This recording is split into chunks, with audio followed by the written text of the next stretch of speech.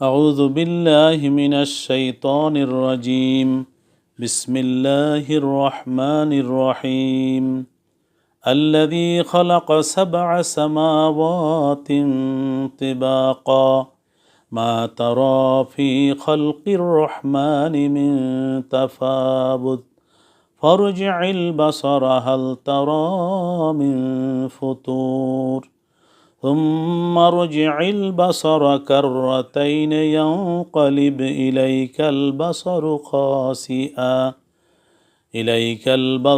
خاسئا وهو حسير صدق الله العظيم। সূরা মুলক বিখ্যাত সূরা। এ সূরার ৩ এবং ৪ নম্বর আয়াত আমি তেলাওয়াত করলাম।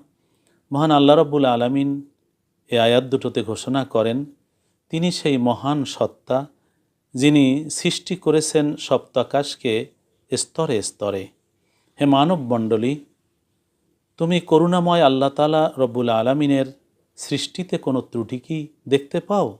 কোনো খুঁত কি খুঁজে পাও? তুমি আবার তাকাও, আবার দেখো, কোনো ত্রুটি কি দেখতে পাও?